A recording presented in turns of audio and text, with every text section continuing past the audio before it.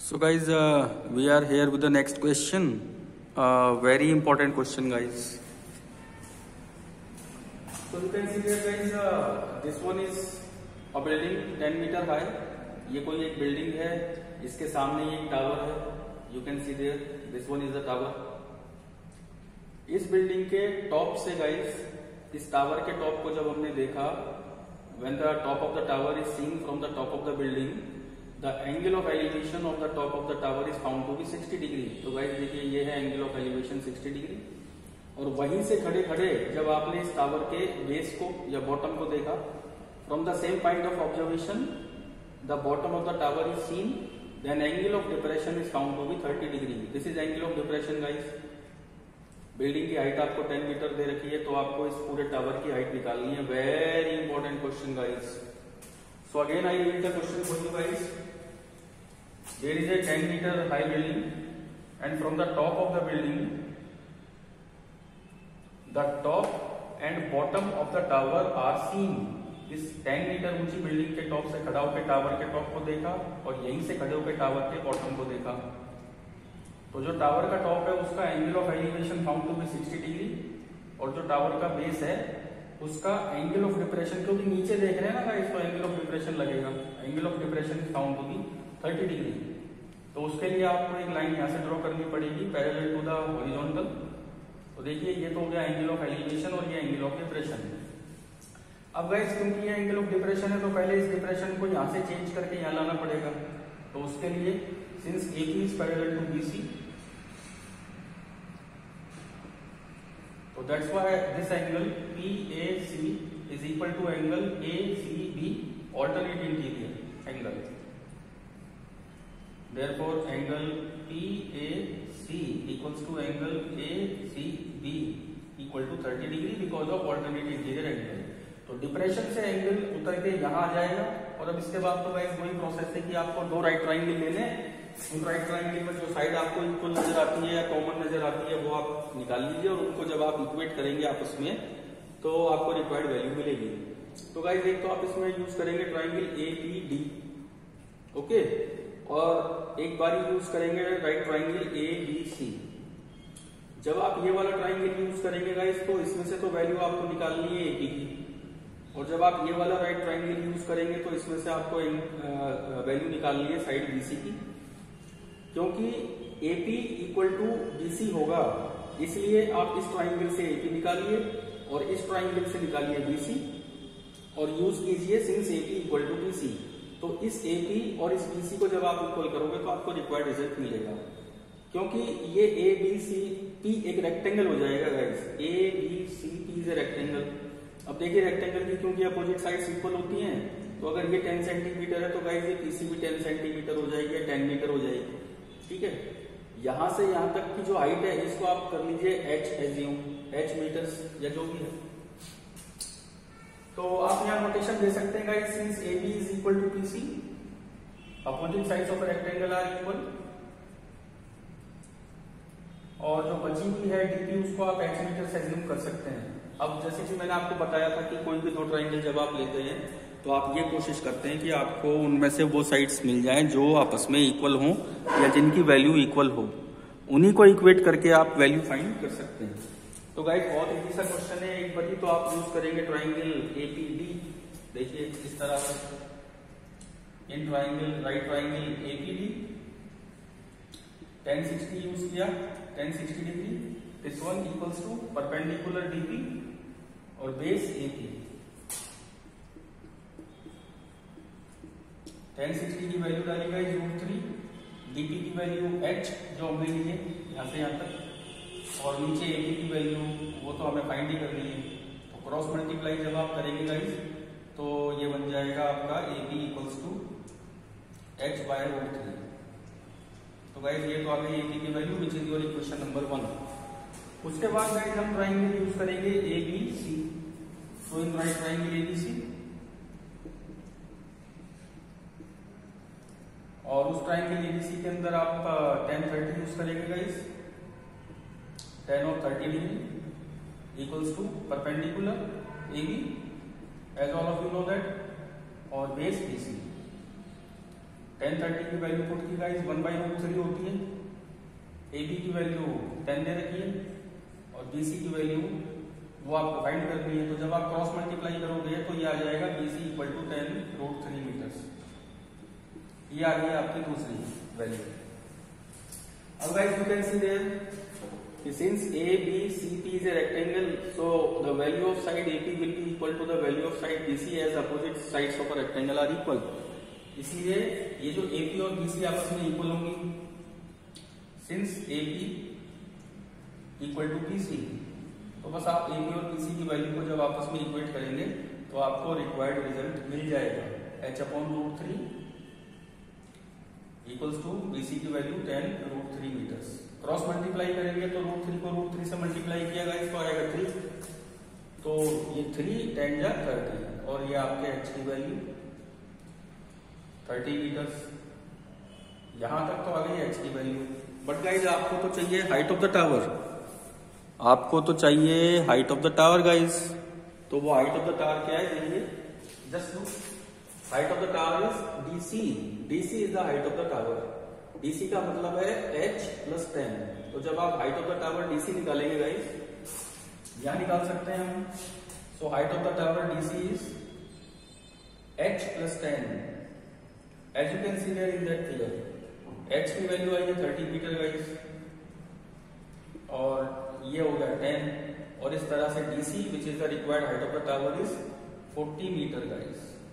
So this is your answer and this is very important question as far as your examination point of view guys. अब देखिए guys, इसी question को अगर हम reverse करके करें तो देखिए कैसे होगा। फिर सेम क्वेश्चन है गाइज कि ये कोई भी एक 10 मीटर हाई बिल्डिंग है, यहाँ टॉप से खड़े होकर इस टावर के टॉप को देखा और यहीं से खड़े खड़े इस टावर के बॉटम को देखा। तो जो टॉप है उसका एलिवेशन बनता है 60 डिग्री और जो बॉटम है उसका डिप्रेशन बनता है 30 डिग्री। अब देखिए गाइस, ये बन रहा है Z, ये 30 डिग्री है तो ये 30 डिग्री हो जाएगा ऑल्टरनेट इंटीरियर एंगल। बस फिर एक बार तो ट्राइंगल APD यूज किया, यू कैन सी देयर 1060 लगा के ये परपेंडिकुलर, ये बेस, यहां से हमने AP की वैल्यू निकाल ली, यू कैन सी देयर। उसके बाद हमने ये जो ट्राइंगल राइट ट्राइंगल है ABC, इसको यूज किया, 1030 यूज किया, परपेंडिकुलर अपॉन बेस यूज किया और यहां से हमने BC की वैल्यू फाइंड कर ली गाइस, ये आ गई BC। सिंस AP = BC, तो वो तो AP की वैल्यू और ये BC की वैल्यू दोनों को इक्वेट किया तो हमें h मिल गया और इस h की वैल्यू को जब हम इस 10 में ऐड करेंगे तो आपको ये पूरी हाइट ऑफ द टावर मिल जाएगी guys. So here we are and all of you must have understood it quite well guys, I hope so. अब देखिए, अगर इसी क्वेश्चन को हम चाहें तो रिवर्स करके करेंगे और सेम पैटर्न फॉलो करेंगे गाइस, कुछ भी नया नहीं है। देखिए अब इसको रिवर्स अगर हम करें तो इसी क्वेश्चन को रिवर्स करेंगे तो ये कैसे हो जाएगा, क्वेश्चन में से क्वेश्चन निकल जाएगा गाइस, तो बस करना आना चाहिए हमें। अब देखिए इसी क्वेश्चन को थोड़ा रिवर्स कर देते हैं। तो गाइस अब की बार हम क्या करते हैं, अब की बार हम इस टावर की हाइट एज्यूम कर लेते हैं। सपोज क्वेश्चन तो सेम ही है, बस मैंने रिवर्स कर दिया। रिवर्स का मतलब है इस टावर की जो हाइट है वो मैंने ले ली 60 मीटर। अब क्वेश्चन में आपको ये दे रखा है कि the height of the tower is 60 metre, then find the height of the building. अब क्योंकि आपको बिल्डिंग की हाइट निकालनी है तो आप इसको h एज्यूम कीजिए। अब गाइस ये जो साइड AP है ये इक्वल होगी PC के, तो अगर ये h मीटर्स है तो गाइस ये जो PC है ये भी h मीटर्स हो जाएगा। और देखिए पूरा टावर है 60 मीटर का, यू कैन सी देयर, ये हो गई h मीटर्स, ये पूरा 60 है और ये h मीटर्स है, तो ये बचा हुआ डिस्टेंस DP आ जाएगा विच इज 60 - h। बाकी प्रोसेस वही है गाइस, एक बार ट्राइंगल APD यूज कीजिए, फिर ट्राइंगल ABC यूज कीजिए, इस ट्राइंगल से AP की वैल्यू फाइंड कीजिए, इस ट्राइंगल से BC की वैल्यू फाइंड कीजिए, क्योंकि AP = BC सेम कॉन्सेप्ट है, इसमें कुछ भी अलग नहीं है गाइस। और ये एक नया क्वेश्चन तैयार हो गया।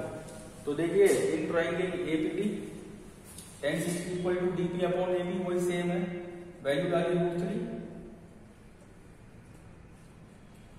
DP की वैल्यू 60 - h गाइस और AP की वैल्यू वो तो फाइंड करनी है, क्रॉस मल्टीप्लाई किया तो AP की वैल्यू आएगी 60 - h/√3। एक वैल्यू तो ये आ गई क्वेश्चन नंबर 1। उसके बाद जब आप ABC यूज करोगे ये वाला ट्राइंगल, तो 1030 = ये परपेंडिकुलर ए बी और बेस बी सी। tan 30 की वैल्यू डाली गई 1/√3, ए बी की वैल्यू h और बी सी तो फाइंड करना ही है आपको। तो जब आप क्रॉस मल्टीप्लाई करोगे तो आ जाएगा B C equal to √3h। ये गाइस दूसरी वैल्यू। और इससे जस्ट पहले के क्वेश्चन में हमको पता था कि side A P equal to side B C since they are opposite sides of rectangle.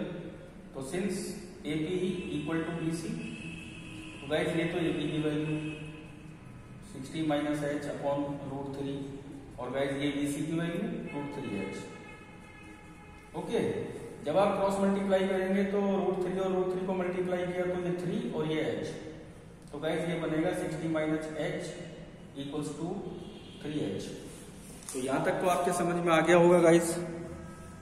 और देखिए इस h को जब आप उधर ले जाओगे तो that will become 60 equal to 3h plus h, so that will become 4h। मैं यहां लिख दे रहा हूं गाइस इसको 4h इक्वल टू 60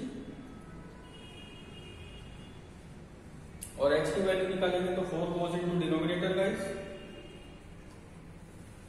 और 10h इक्वल टू 15 मीटर।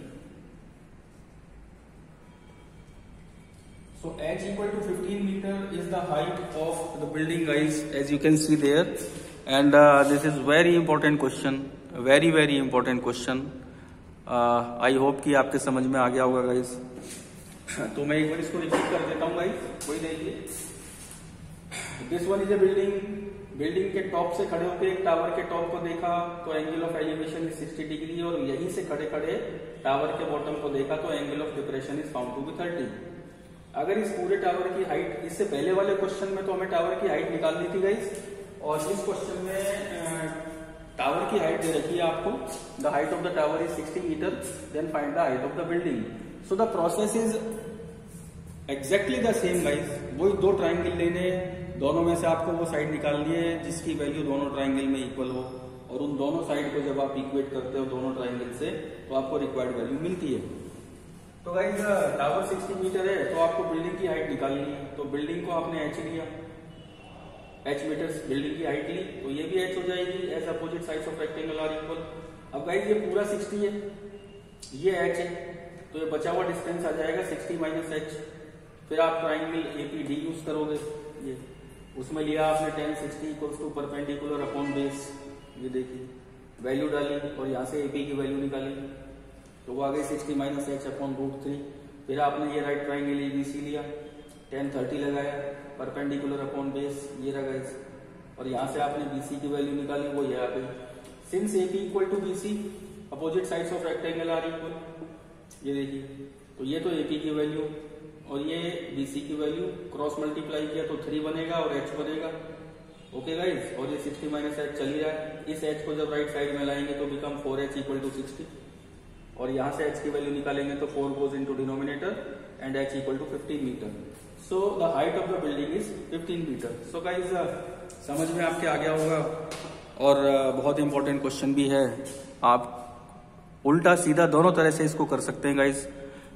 तो ये बहुत इंपॉर्टेंट क्वेश्चन है चैप्टर 9 का। तो गाइस आज तो हम यही खत्म करते हैं, नेक्स्ट वीडियो में कुछ और इंटरेस्टिंग क्वेश्चंस और थोड़े लेवल भी थोड़ा उनका अप हो जाएगा। सो गाइस जब तक नए क्वेश्चन यानी नेक्स्ट वीडियो की आप वेट करिए। Till then goodbye and you just keep watching Maths Way and keep waiting for some important and interesting questions. Okay guys, till then, okay, tada and bye bye.